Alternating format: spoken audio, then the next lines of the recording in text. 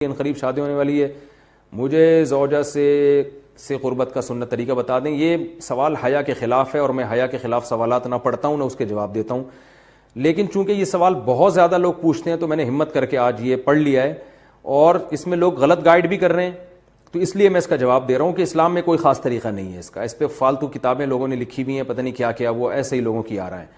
تو یہ چیز نیچرل ہے۔ جیسے کوئی پوچھے کھانا کھانے کا طریقہ کیا ہے، تو بھائی منہ میں نوالا ڈال کے چباؤ، نگل لو، خود بخود فطرت سکھاتی ہے انسان کو۔ تو ایسی زوجہ کے قریب فطرت خود سکھا دیتی ہے۔ ہاں، شریعت نے جس طریقے کو حرام قرار دیا ہے وہ سب کو معلوم ہے کہ جو ہے وہ اللہ تعالیٰ نے جو بدکار لوگ جس طرح سے کرتے ہیں، جو لڑکوں سے بدفعلی کرنے والے لوگ ہیں، وہ طریقہ حرام ہے۔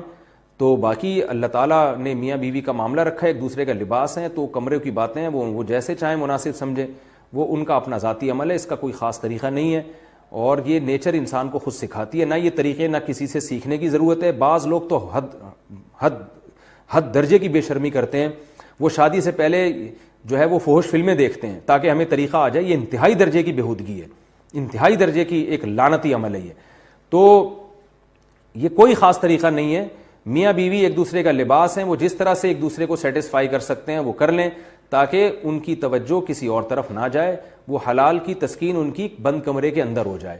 اور یہ باتیں لوگوں سے شیئر بھی نہیں کرنی چاہیے۔ آج یہ بھی ایک حرام کاری ہو رہی ہے، میں بہت سخت الفاظ استعمال کر رہا ہوں اس لیے کہ یہ، اور میرے پاس کوئی ہلکا لفظ نہیں ہے۔ وہ کیا ہوتا ہے کہ مرد اپنی زوجہ سے ہم بستری کر کے اس کے راز دوستوں کے سامنے فاش کر رہا ہوتا ہے، میں نے ایسے کیا، میں نے ایسے کیا۔ لڑکیاں بتا رہی ہوتی ہیں اپنی فرینڈز کو کہ میرے شوہر نے میرے ساتھ ایسے کیا۔ یہ بہت لعنتی عمل ہے۔ آپ صلی اللہ علیہ وسلم نے فرمایا جو عورت اپنے شوہر کے راز یا شوہر بیوی کے راز فاش کرتا ہے اس پر لعنت ہے، حدیث کا مفہوم ہے یہ۔ تو یہ بند کمرے کی میاں بیوی کی باتیں، جس طرح سے وہ ایک دوسرے کو سیٹسفائی کر سکتے ہیں وہ کریں، ایک دوسرے کے لیے وہ حلال ہیں، اور بس وہ طریقہ جو لڑکوں سے بدفعلی والا طریقہ ہے وہ طریقہ اسلام میں حرام ہے۔ اور اللہ تعالیٰ نے حالت حیض میں زوجہ سے ہم بستری کو حرام قرار دیا کیونکہ اس میں گندگی ہے۔ باپ دیکھیں کہ وہ گندگی اس درجے کی نہیں ہے جتنی اورل سیکس میں گندگی ہوتی ہے۔ اگر اس میں ڈسچارج ہو جائے بندہ، انسان جو ہم بستری کرنے والا ہے زوجہ سے، وہ منہ میں ڈسچارج ہو جائے، تو آپ سوچیں کہ اللہ تعالیٰ شرمگاہ کو گندگی سے بچا رہے ہیں، جس کی وجہ سے حیض کی حالت میں ہم بستری کو حرام قرار دیا۔ تو منہ جس سے انسان کھانا کھاتا ہے، جس سے کلمہ پڑھتا ہے، اور جو انسان کے جسم میں سب سے اشرف عضو ہے، سب سے زیادہ معزز اور مکرم عضو ہے، اس میں ایسی گندگی کو ڈالنا کہاں سے جائز ہو سکتا ہے، کہاں سے حلال ہو سکتا ہے؟ تو آج بعض متجدد قسم کے لوگ جو ہے نا اس کو حلال قرار دے رہے ہیں، تو یہ بالکل غلط ہے۔